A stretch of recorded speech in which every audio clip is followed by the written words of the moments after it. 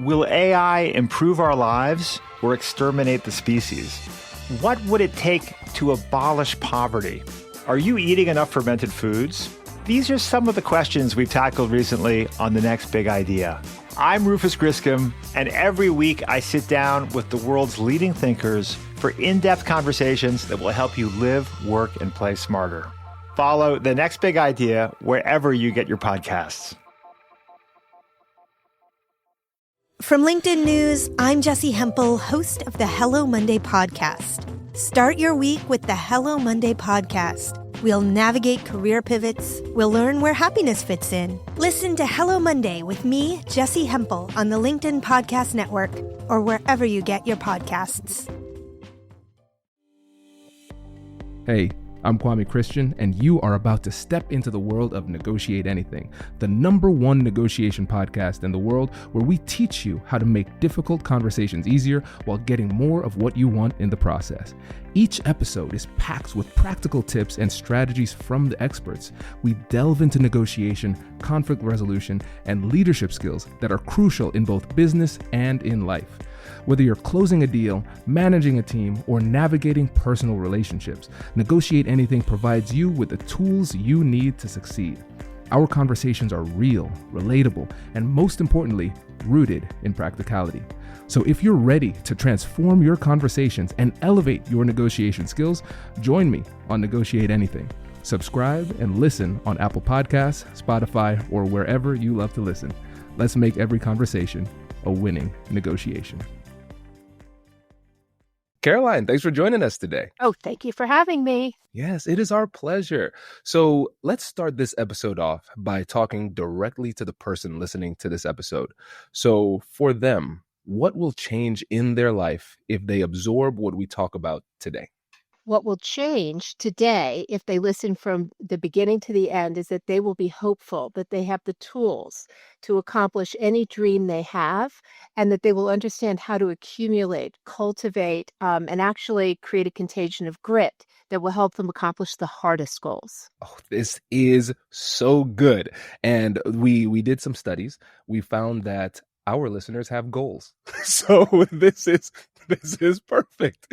And now let's talk about the why for this book, Caroline, because one of the things that's interesting about this, you have an incredible repository of thought leadership already. And there have been so many books written on the topic of goals and goal setting from the performance perspective and the psychological perspective. What drove you to write this book today? Well, that's a good two-part question. What drove me to write the book and what drove me to write it today, I'm going to answer separately. So what drove me to write the book is in October of 2005, I was introduced to goal-setting theory, Locke and Latham's goal-setting theory. I returned to school at midlife to get a master's degree in applied positive psychology, the science of flourishing, at the University of Pennsylvania. First time in the world they had ever offered a master's degree program like this. And part of it was studying goal-setting theory. As an executive coach, I thought I understood goal setting. I had all the books on goal setting. I had Zig Ziglar, Brian Tracy, etc. I thought SMART goals was goal setting theory. I immediately found out that goal setting theory was not only ranked #1 of 73 management theories, #1, but that no one I worked with, no schooling I'd ever had in coaching or goal setting or anything, none of them included goal setting theory. That led to my capstone. I connected the science of happiness with the science of success, and that book, Creating Your Best Life, came out in 2008. And it became a real bestseller in many, many languages. And it was the first mass market guide that included goal setting theory. What's different 15 years later? People still don't know goal setting theory. So I broke it out and I said, basically, everybody who has a dream needs to take this piece of information that I was lucky enough to get in 2005 that's still stuck in academia, goal setting theory. And on top of that, given these 15 years, I created a bridge methodology that you put right on top of it that answers any question that you have to answer before you actually get going on goal accomplishment. So it's the strategy creation. So you start with goal setting theory and you add the bridge methodology. And that's because I think we live at a time when most people feel anxious and depressed, confused, and because of the self-esteem parenting movement, many millennials were told they were winners without doing anything. So many of them had dreams they couldn't accomplish because no one ever gave them the tools for being resilient or gritty. And so I really want to reach as many people as possible because you will feel less anxious, less depressed, more motivated, more empowered, more optimistic if you have the tools to make your dreams come true. And that's why I wrote it today. Oh, that is powerful. And when you conceptualize it like this, and especially with the timestamps too, you can recognize, yeah, now is the time for a book like this. And when just giving an outline to the listeners, because we're going to talk about the difficult conversations that surround goal setting and goal achievement.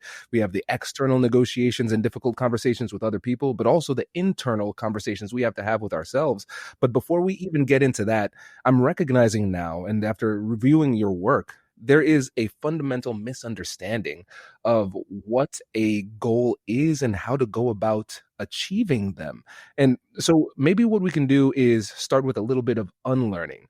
What are some of the most common misconceptions as it relates to big goals? I think the most common misconception is that all goals are created equal. That is, a goal is a goal is a goal. That's not true. Locke and Latham, after decades of scholarship in the field and in the lab, discovered there are two kinds of goals. And you have to get that right from the outset, or you will end up with what I call goals gone wild. And you will probably shoot yourself in the foot from the very moment you begin to pursue your strategy. So there are learning goals and then there are performance goals. And from here on out in this interview, I'm going to call them checklist goals because it's much easier to understand what a checklist goal is. So a checklist goal is a goal that you've actually accomplished before, and you can put the steps on a checklist, and you can, because of that, approximate by when you will accomplish a goal and the standard of excellence that you'll be able to achieve because you've done it before and you know how to make it harder and get a better outcome. Learning goals are the opposite, things you've never done before. And let me go back to why now? The whole world is in a learning goal condition. Since COVID, this black swan event that hit us a few years ago, the whole world suddenly had to learn how to do everything they had ever done before, from banking, from buying a dress, from getting groceries, from education to medicine. Everything had to be done in a brand new way. So we're in a huge learning goal condition. AI, throw that in. My goodness, everything's different.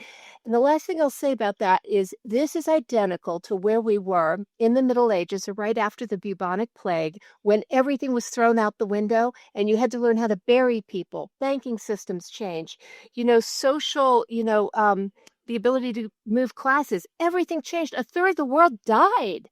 So everything had to become new. And as a result, things were evidence-based at that point. Here we are. It's time. We have evidence-based goal-setting approaches because too often people are pursuing zombie goal approaches because it has not been updated in decades, if not 100 years. So we need to have evidence-based goal processes now. It's time. It's overdue. And it's just like after the bubonic plague or the Black Death is what it's also known as.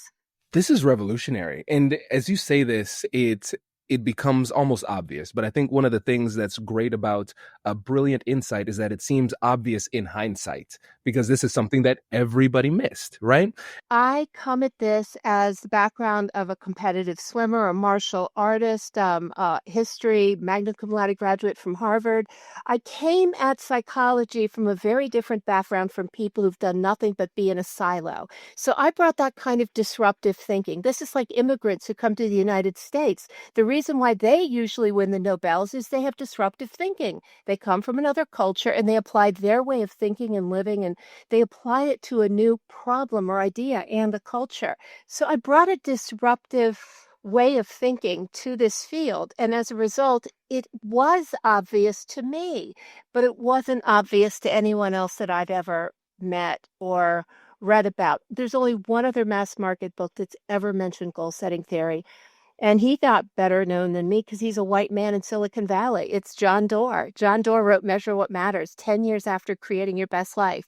And because he's one of the founding partners of Kleiner Perkins in Silicon Valley, and he said, well, I brought goal setting theory to Google and the rest of it, but I read the book. And he only mentioned goal setting theory in the introduction. But it didn't include all the things I brought into big goals. So for that reason, it was obvious to me. But I can see why it wasn't obvious to anyone else because they had a silo that they were in. It makes sense. And for you, there's an immediate tangible applicability that was necessary. Because for the big goals that you were able to accomplish, you had to set goals in a way that led to a specific outcome. And that's one of the things that I think has been missed just when we think about theoretical approaches to almost everything, and negotiation as well. We kind of lose sight of what's most important, the outcome. We are orienting ourselves toward an outcome, and the efficacy of our strategy would be contingent upon the degree to which we achieve our goals. But now we're recognizing that the way that we set our goals, create our goals, and create the strategy around them, just from the very, very beginning, can lead us astray. And so I want you to make this really, really clear before we get into the actual communication aspect of it, because it's so important. So I want you to paint the picture between somebody who has a big goal and they use the old school mentality, those zombie goal setting strategies, versus your approach. What changes in the outcome?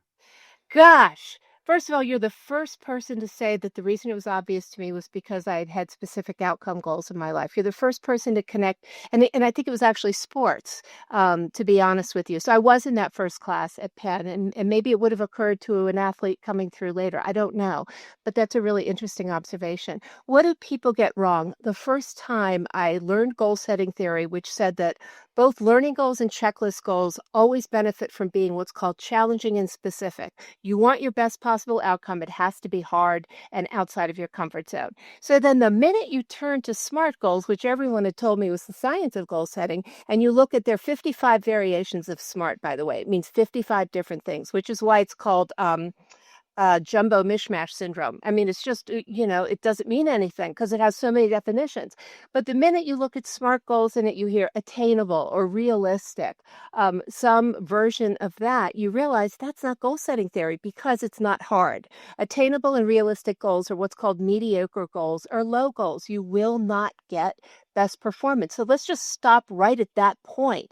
When you set attainable, measurable goals, you are probably undershooting your ability to do something really hard and new in your life. And we know that at the end of every day, what people do is they scan their days subconsciously for what they did that day that was hard. Why do we do this? We do this because we are looking to build our self-esteem and our confidence and even our self-efficacy. And it only happens when we do hard things, period, full stop. And so attainable and realistic doesn't fit. So I'll just start. That's the first thing I see people getting wrong. Should we discuss that? Yes. This is great because now we can let's briefly create that nexus between this and negotiation too. Because what blew my mind is that I'm recognizing that the SMART goal approach could really have a detrimental effect on people who want to be creative, ambitious deal makers and negotiators. Because what ends up happening is that we are victim to anchoring bias that we don't even realize that we're putting on ourselves. So we're setting our goals so low based on precedent that we don't even push ourselves to consider what else could be achievable. So it inhibits our creativity and it inhibits our ambition. So we don't drive as hard in the negotiation. And even if we achieve the SMART goal that we set at the beginning, we still might be undershooting. Hello, my friends. Before we get back to today's episode, I want to ask you a question. Have you ever wondered how to elevate your team's negotiation game and how you can help the folks on your team have better, difficult conversations? At the American Negotiation Institute, we offer transformative keynotes and workshops tailored to empower professionals with top-tier negotiation and conflict resolution skills. Whether it's a keynote for your next event or hands-on training for your team, we've got you covered. Don't just negotiate. Master the art with the American Negotiation Institute. Click the link in the description to find out more. Elevate, negotiate, and succeed.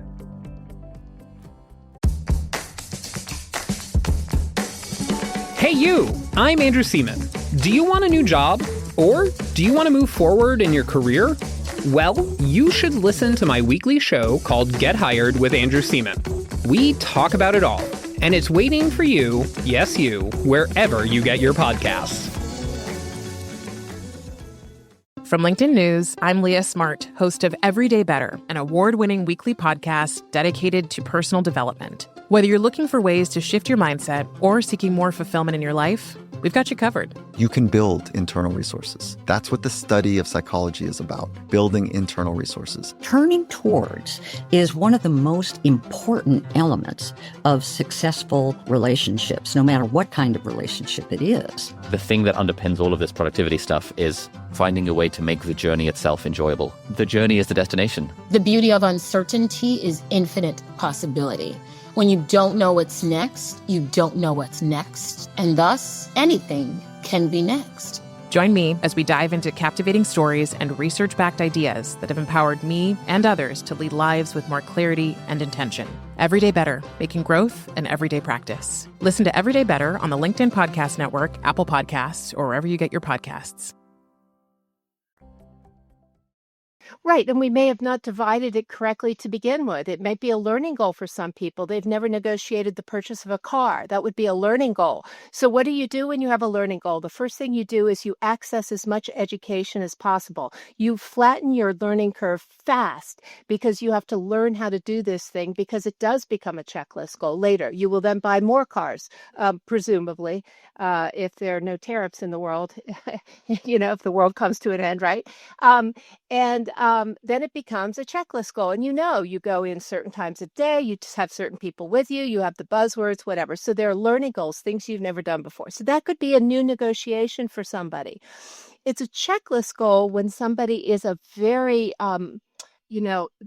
somebody who has negotiated many, many times with terrorists or people who take hostages, and they know what to do. They know what words to use. They know what tone of voice. They know how to follow the conversation. So anyone who's going into any kind of negotiation needs to know, how do I make my best decisions based on conversations where I'm negotiating something that's to my benefit, something that's to the benefit of someone I care about. But how do I want to come out of this conversation? What's the goal of the conversation? And so there are different ways to approach negotiations. There's different ways to approach getting what you want. And you have to sometimes learn how to be better at it based on previous experiences. But you also have to learn how to just do it by going through your first experience, like a surgeon who's doing their first gallbladder removal. Learning goal, right? It's the first time you've done it. You've got someone watching you, but you're suddenly responsible. In 10 years, it's not a big deal. You've done the surgery many times, and now you're passing that information on how to do that for somebody else. So this is great, because now we can start that internal negotiation conversation, because as we are discussing the difference between the learning goals and the performance goals, also known as the checklist goals, we can recognize that the same outcome that we're driving toward for one person can be a learning goal, but to another person, it can be a checklist goal. And because of that, that means that we need to approach the achievement of that goal in a very different way. Correct. Just imagine a server at a restaurant during COVID who's never seated people who are frustrated and belligerent, and not a server, the hostess, the host or hostess. And this happened all the time during COVID, where angry, frustrated people who didn't want to wear masks would punch out the host or hostess because they didn't want to be faced with, got to put a mask on, sir or madam or whatever. It's a learning goal for people who've never been in a situation with customers like that. And then there are people who are experienced at things like that. So how they would approach a difficult situation like that would be very different, because maybe they had role played it with actors and actresses. Maybe they had used augmented reality to experience it, like quarterbacks, like my wonderful quarterback, Jaden Daniels, the Washington Redskins /Commanders. He trained how to read defenses with augmented reality. He learned how to play against all these different defenses from all these other teams with augmented reality. So first, you have to learn how to be in these frustrating situations, so you hold yourself to a different standard, which is, maybe I just need to get through this and survive and not lose my cool with people who punch me out or tell me that they're going to report me to, I don't know, God knows who. And then people who are really skilled at it, who can talk people down, and then they can have a goal of seating a certain number of customers that night and having them rate the restaurant 5 stars out of 5. So it's a different kind of goal depending on how new you are to the task itself. You're answering questions that I didn't even know I had, because I was wondering why Jaden Daniels was a rookie but never played like a rookie. So now I get it. So right? That helps. Right. That really does help. See, I wrote about the Stanford Striver Lab in my book, Creating Your Best Life, in 2008, because I immediately saw the benefits. Immediately. And I don't know why did I see this? I don't know, but I immediately saw that the Striver Lab that was teaching, it was the Stanford quarterback, and he and the head of the Striver Lab, they formed a company, and I could see that this was going to flatten people's learning curves fast. Now it's like pro forma. This is what you do in the National Football League. It's even what you do in a lot of college football teams if you have the money and the backers. But yeah, that's why he doesn't play like a rookie. Plus, he took 5 years and got a lot of coaching, 5 years out of college and lots of coaching. He's a very coachable man. He's an extraordinary man. And he's changed my city's happiness on every level. Yeah. Every level. Man, Yeah. that's incredible. And I'm getting so much clarity now too, because it also helps us to protect ourselves, because we have the internal metacognitive conversation that needs to happen as we're talking to ourselves, figuring out what strategy we're going to use. A lot of times we use our resources, and the resources can be online, asynchronous, from people we don't know, and also from mentors and friends who have our best interests in mind.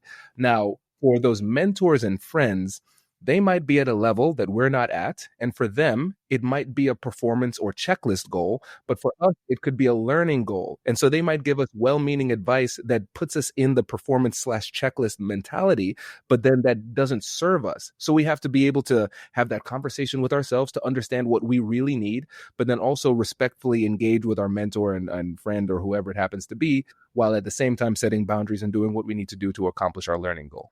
So there are two things I want to say about that. First is, you're a Black man, I'm a white woman, and we are not the majority. White men have mostly had the power in terms of, offices and negotiations and you name it. And so if a very well-meaning white man says to both of us, you should be a giver at work. You should be a giver because givers always succeed when it comes to goal accomplishment. And you don't want to be a taker or give, take, and match.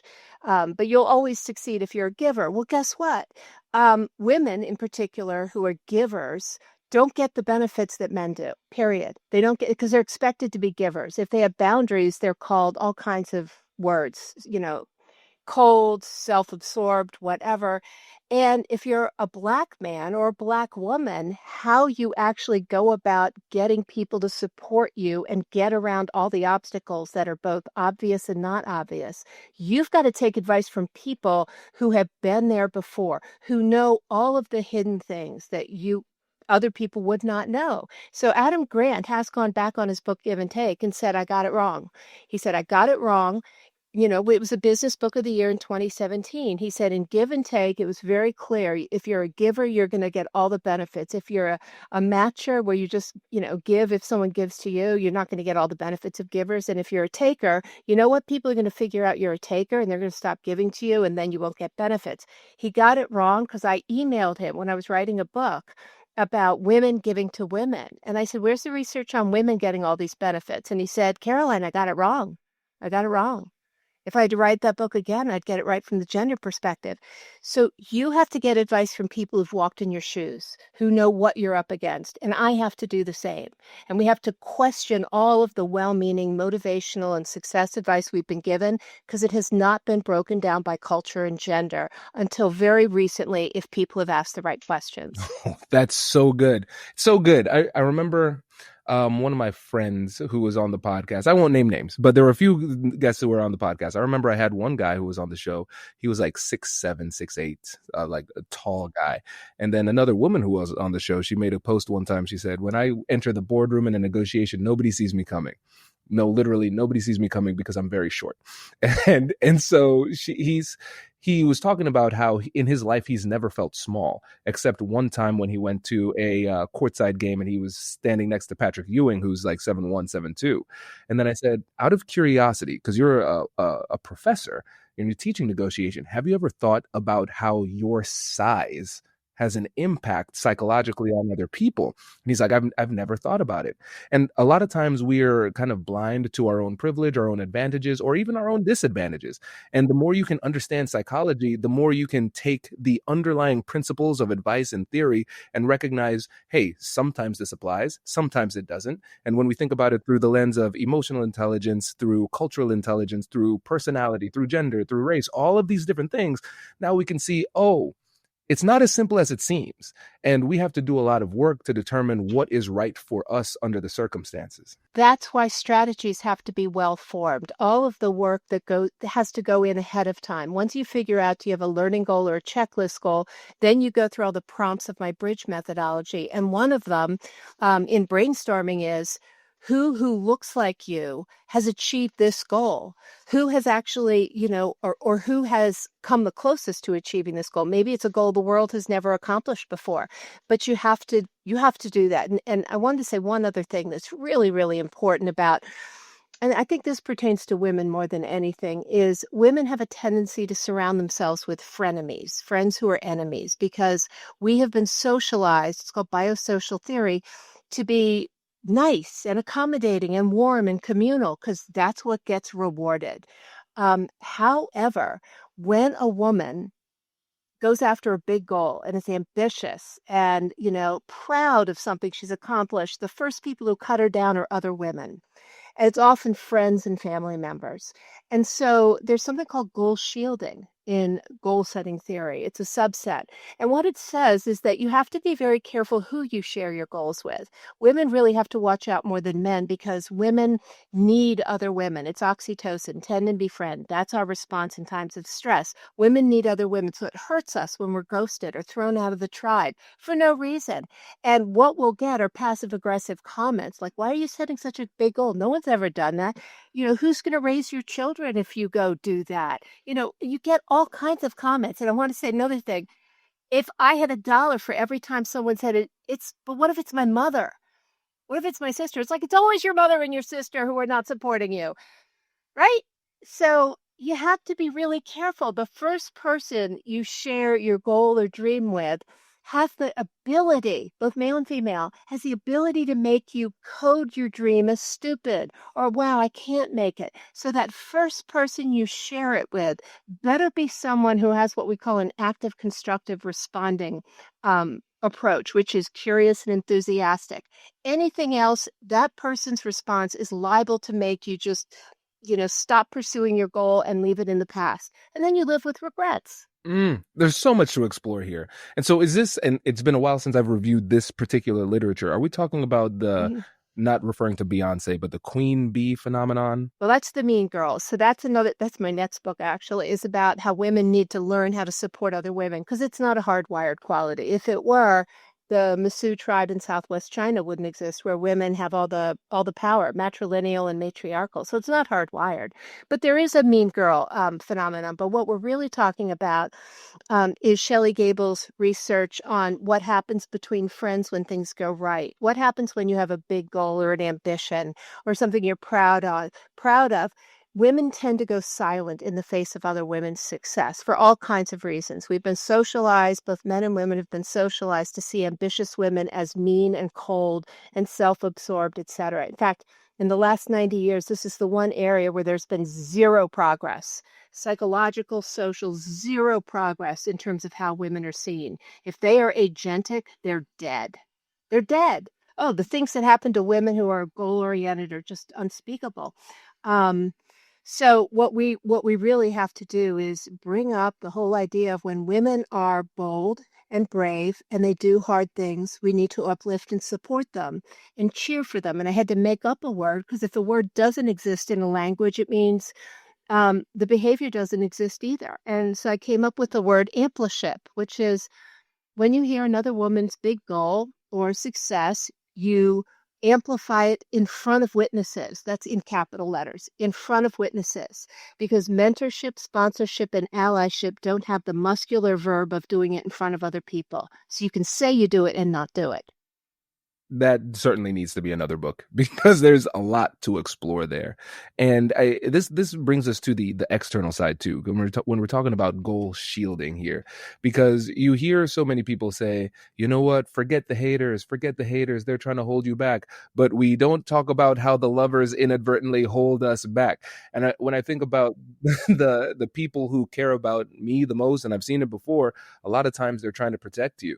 They're like, hey, okay, if you stand out too much, you know what happens. You know, if you make this goal too big, then you're going to be disappointed. And there's a little bit of protectionism, or whatever we would want to call it, where they try to hold us back. So can you talk about how, let's explore that a little bit more. And then, because I think it's important to separate intent from impact, because that can make it very confusing.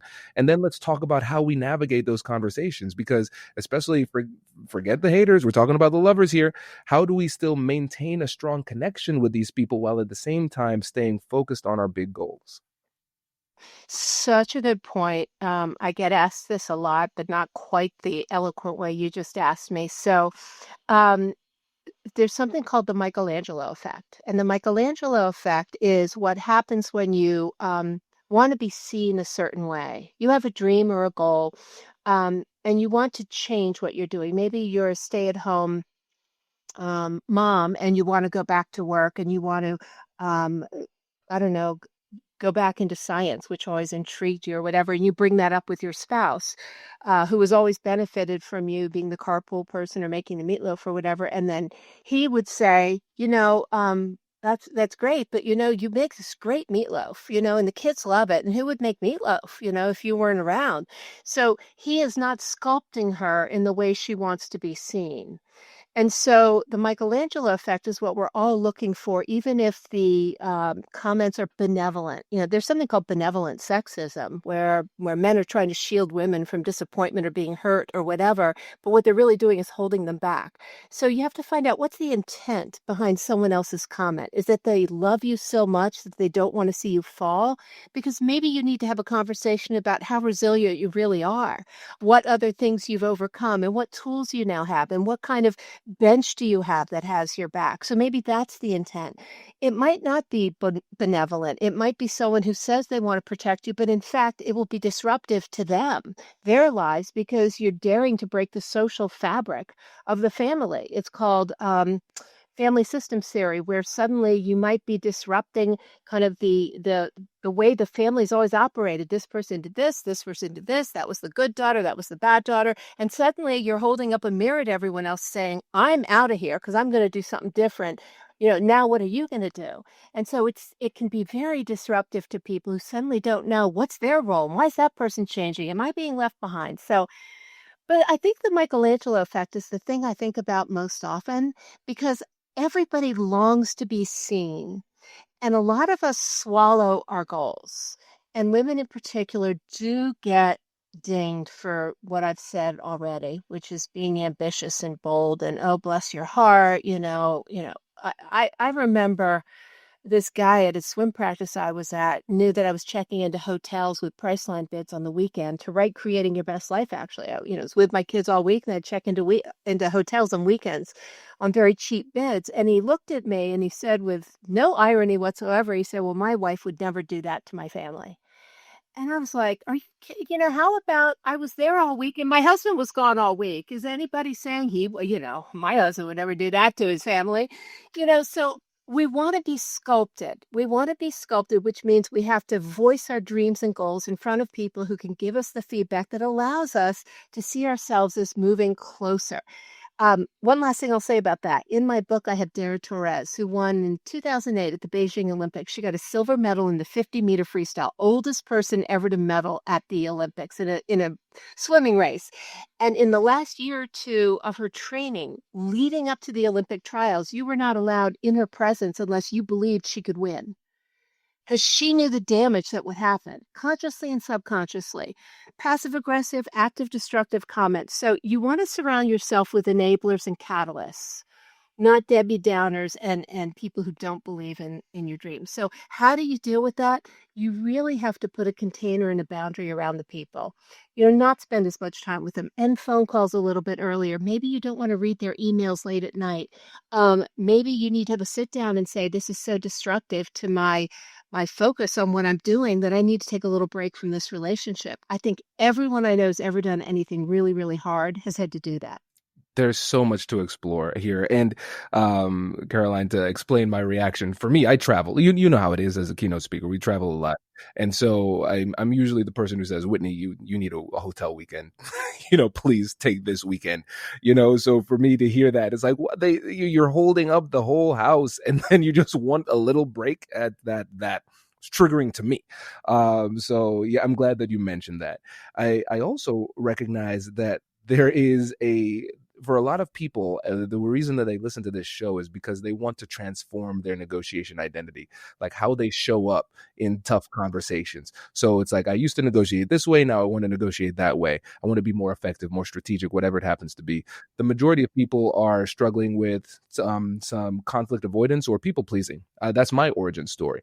And so they need to transform. So when I'm thinking about the Michelangelo effect, we really have to overcome that. And we also have to recognize that when you think about it in terms of setting that goal of transforming yourself into a more confident communicator, whatever that means to you, a lot of times we listen to advice of people who have already done it, and they approach it from a performance goal / checklist goal type of way.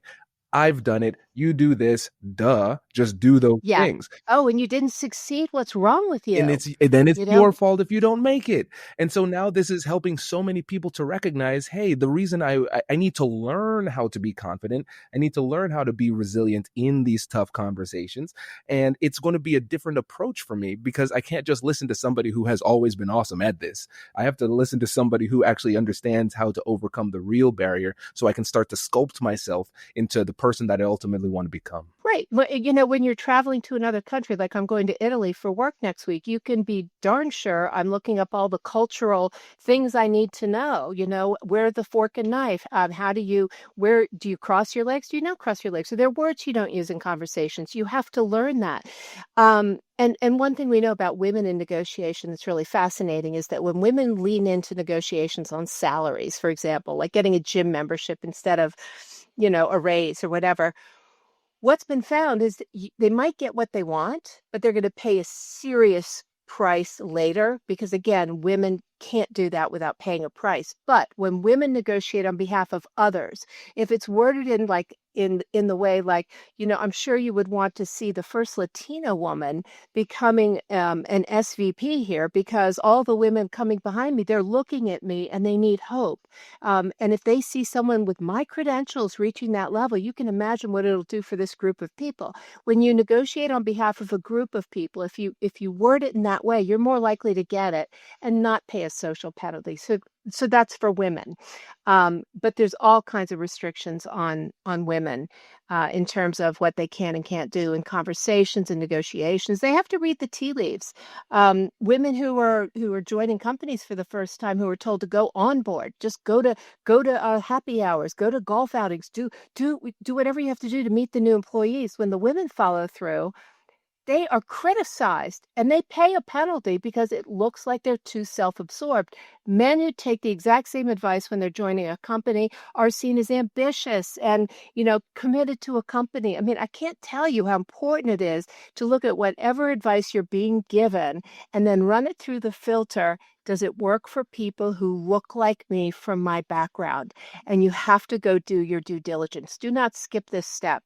And this is why the Women in Red project, by the way, exists at Wikipedia, because 82% of the biographies at Wikipedia are of men.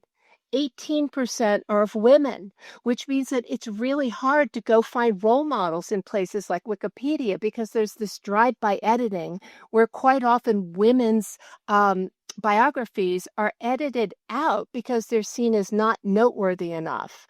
They haven't hit all the criteria that may have been accessible to men, let's say. And I'm married and I have 2 sons, so I'm not anti-men. I'm just pointing out there are all these hurdles and biases that are out there that you have to learn about in order to make sure your strategy is comprehensive and well thought through.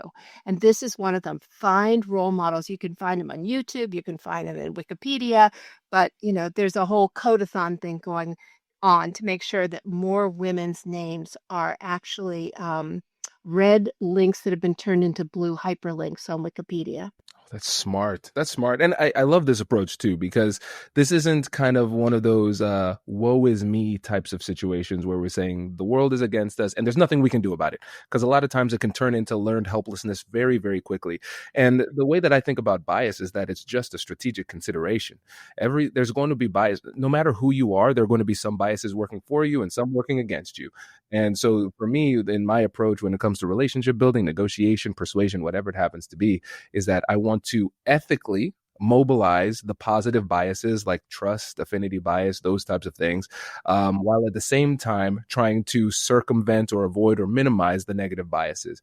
And once you have this more empowering mindset, then it almost becomes a game. It's like, all right, I'm cooking a dish. Every dish is going to be different for everybody who's in front of me. So I'm going to find the right ingredients while still being authentic to accomplish the goal that's in front of me. You just described a checklist goal, because a checklist goal is a recipe. So if you've gotten what you wanted in different, negotiations and conversations, because you knew you were walking into biases of all kinds, and you figured out that you got to have a dash of salt here and a little bit of empathy here and a little bit more laughter here, and you get what you want, you have a recipe, you have a checklist. It's a checklist goal for you that might change a little bit depending on what environment you're in, but it's up to you to learn that or to know that going into it. And you said something about learned helplessness. And I put this in the book too, because I don't think most people know that Marty Seligman, who's my mentor, so he's the father of positive psychology. He ran the master's program I was in, 2005. He overturned his own theory of learned helplessness about 7 years ago. And not a week goes by where people don't talk to me about learned help. I know, listen to this. This is really, really good. This is, before we started recording, we were talking about how we used to study nothing but misery, depression, anxiety, all the bad things. And then that overruled or outnumbered by 18-1 the studies of what's good, what's all, where's love, where's gratitude, where's all the good things. Why aren't we studying all those good things that happen with people? So Marty overturned his own theory of learned helplessness about 7 years ago because there are new ways to study saliva, the quality of saliva, or, ask different prompts and questions when you're watching dogs escaping from cages. What he determined is that it's an upside down theory. We are actually born helpless. We're not born masterful, and then you learn to be helpless. You are born helpless, and our job as human beings is to learn how to be masterful, in the environments we're in. That is our job. That's our job as parents, is to make sure our children grow up armed with the tools to have big dreams and actually pursue them with resilience and grit. But we must master our environments. That's self-determination theory. So it's been overturned. It's actually learned mastery. There is no learned helplessness. Wow. Oh, wow. Wow. First of all, thank you for this. I will remove that from my vernacular. Most people don't know that. Yeah. It's not on you. It's most people have never heard that. That's so fascinating. So essentially what is happening is that it is what we were considering learned helplessness is we are essentially unlearning feeling capable in a scenario. Let me think what you just said. In a situation where dogs are in cages, the ones who escape are the ones who have learned how to be masterful. They didn't automatically know how to get out. They were born helpless. The dogs who lay down and got shocked and didn't move, that was their default condition, not their learned condition. So, right? Okay. That makes so Isn't that sense. Okay, gotcha. That's fab. Now, you can hit all kinds of obstacles and you can learn to be depressed. You can learn to be anxious in certain situations, but it's on you to develop the tools to overcome the situations that make you feel that way. But you're not learning that. That's probably our default condition. We have to learn to do hard things, which is why this self-esteem parenting movement, which was in vogue when my 3 kids were being raised was so silly. Give your kids whatever they want, make them happy. If they're happy, they'll be confident, they'll do hard things. That's not true. The sociologists and psychologists have now found that it created narcissists and sociopaths, and they didn't actually have the tools to be resilient. They didn't have the tools to sit through the dark night of the soul. If someone broke up with them, they did bad things, possibly to other people. We took away the tools for being resilient and gritty from an entire generation of young adults. So quite often when they got into the workplace, the first people to hold them accountable for doing hard things was our first boss. And there are all kinds of stories that I put in my book, Getting Grit, about people who would sob during performance reviews when they were told they had met expectations. One woman said at a law firm, when she was being evaluated, she said, "That's the meanest thing anyone's ever said to me."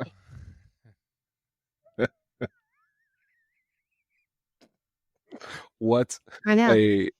an incredible life to live where that's the meanest thing. I know, right? Yeah, that's why grade inflation is so unbelievable. I had to get my transcript from Harvard to apply to this program. I'd never gotten it. I'd never seen it. And I got it. And my kids looked at it and go, "Man, Mom, what's this C+ in computer science? You got terrible grades." I'm like, dude, not everyone gets an A- in the world, but it used to be harder to go to school. So that's another reason they don't always know how to do hard things, because when you survey that generation, they all think they deserve a B for walking in the door of a classroom. A B. So, there's all kinds of stories I could tell you, but all the record boards have been removed from their lives too, because it'll hurt their feelings. Unbelievable. And I think we have something else in common. I got a C in computer science and engineering too. I was like, you know what? We just found something I am not going to focus on. I tried. I tried my best. I tried. I work. remember feeling terrified, like last in, first out in the exam. And I just remember I broke into a cold sweat. I'm like, I don't even know where to start. It's just, but I tried. It was a learning goal. My dad said computers were the future. He was right. But, the grade inflation is so real. The average grade at Harvard or Yale and most Ivies is A-. That's not real. Yeah. So anyway, you got to learn to be resilient. You have to learn how to be masterful. You have to do hard things. You will build confidence. You will build courage. You will know who has your back. You will be able to use your top 5 character strengths in new and creative ways. But don't go for the attainable, realistic goals. Certainly not on everything. Big goals are life-changing goals. Big goals are the things that awe and inspire other people to say to themselves, "Wow, what if I lived like that? What if I pursued things outside of my comfort zone and did it with dignity and self-respect?" I mean, think about history pivoted right around people who displayed what I called Mount Rushmore grit. They did hard things without giving speeches, without expecting a trophy at the end of the day. Think about Mahatma Gandhi. Think about Martin Luther King. Think about the people who actually stood up to the worst in the world, but did it in such a way that it awed and inspired other people to also do hard things. And that is the goal of really good grit. Amazing. I think that is a perfect place to land the plane, Caroline. This has been fantastic. Thank you so much. And again, remind the listeners about the book and how they can work with you. Oh, okay, great. So I have 2 websites. The book, Big Goals, has its own website and have lots and lots of case histories of how to use goal setting theory and the bridge methodology and see how it works with different goals. So that's biggoalsbook.com. CarolineMiller.com is my website. All kinds of ways to work with me or bring me into your organization to give a workshop on goal setting theory, how to actually set, pursue, and achieve goals. I'm about to go to Europe and coach an entire international company on goal setting. I'm going to Lagos, Nigeria in December. I mean, the word is out that if you're using SMART goals, you're in trouble. You better understand the science. So there's lots of ways to work with me. Thank you for asking. Amazing. Thank you for joining us. Really appreciate this. Congratulations! You've just joined an elite club. By listening to a full episode, you're now officially on the Negotiate Anything team. So welcome aboard. What most team members do is they subscribe to the podcast because that allows them to automatically get the latest episodes of the show. The best things in life lie on the other side of difficult conversations. Keep learning, keep practicing, and keep getting better. Your relationships will improve, your career will soar, and you'll have the confidence you need to get the most out of these crucial conversations. Again, thank you for joining the team. We're excited to have you, and I will see you in the next episode. I'll catch you later.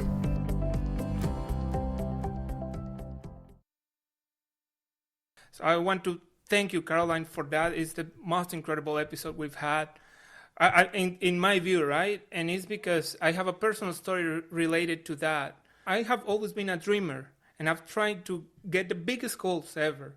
But I fail a lot. Yeah. I fail. And then a person was hired, and I was forced to work in a SMART methodology, SMART goals methodology.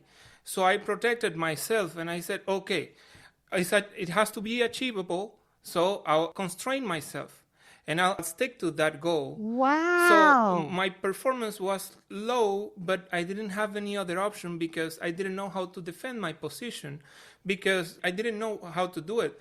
Then that person left, and then I went back to my usual way of setting goals that I don't know how, I don't have that methodology, right? Because I'm not an expert. So I went back to my ideas. So I decided to change what I thought. And then I said, okay, if I fail, I fail, because now I am in a safe place.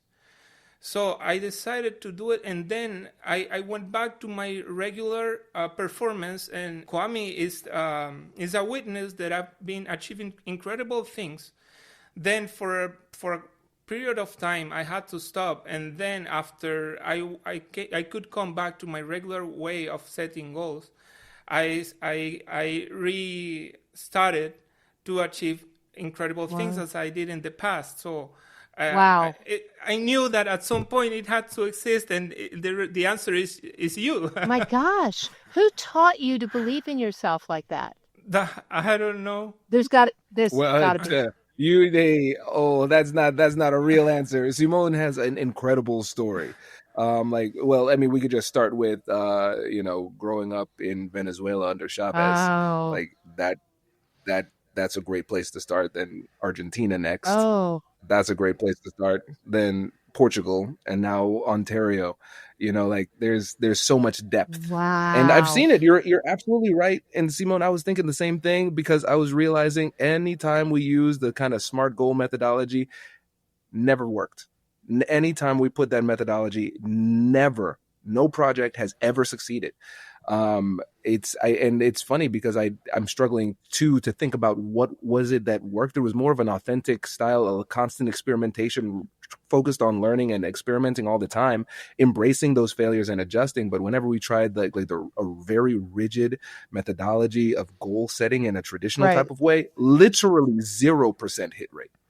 I would love you both forever if you went on Amazon and put a book review that somehow synopsized that SMART goals really are zombie goals. I am going upstream fighting against AI, which seems to have embedded it into its entire architecture, that's how you set goals. I mean, look at what we're up against. But what was I going to say about doing hard things? So I'm curious, all the adversity that clearly you've been through, did you have a grandmother or a person who played big in life, and then you looked at them and said, I can play big too? Well, I don't know. My biggest mentor is Kwame, and I've seen him. I've been working with him for 5 years. Wow. And I've seen him playing very, very big. And when I gather with Kwame, we always say things like, okay, let's create a series for Netflix, and big things. So I am used to those goals. And I can give you a small example that I worked to bring William Ury, which is one of the biggest negotiators in the world, to bring him to the podcast. And that was not part of my SMART goals. That was my dream. Love it. So I worked to bring William Ury to the podcast, or to get Kwame on big podcasts. So I work on that. But if I set that in a SMART goal approach, I would fail. Wow. So Right. I have to do it, and I don't say anything. I just work, and I don't say things until I got them, because I don't want to be perceived as a fail in a smart methodology. Oh my God. Hmm. You know, I'm speechless. Uh, this is the dominant system in companies, also because people pick attainable goals for their bonuses. So you are working against yourself. Oh, wow. You're working against yourself when you're asked to pick a target that will allow you to either be seen as achieving your KPIs or getting KPIs or getting a bonus. Is there's no incentive to do hard things. So I think it's incumbent upon everyone who's learned this science to give it away somewhere else, because you can't keep what you don't give Mm. away. And those stories right there are just breathtakingly, great examples of what's wrong with this world. Why are Zig Ziglar and Brian Tracy and all those books, Stephen Covey, all those books are best-selling books, and none of them have footnotes or research in them, and no goal-setting theory. Again, number one of 73 management theories, ranked number one by all the scholars and everybody. It's number one.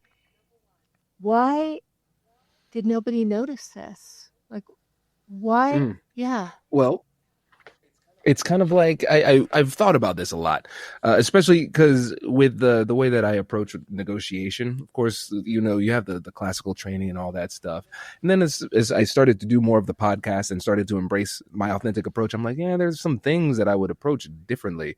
And so what I recognize is that in negotiation I'm recognizing this is everywhere. It's not so much that people are trying to get the best advice and then helping people with the fundamentals, like what are the psychological truths that underpin what we're experiencing in the world there, and then giving you the tools and the discretion to take that, mold it, and make it authentic to you.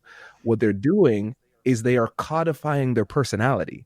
This is my life. This is what works for them. And it is, in fact, Right. their truth. And it did, in fact, work Right. well for them. And then for people who are like them, it worked well for them. So then they are centers of influence. And then they spread that as the gospel truth.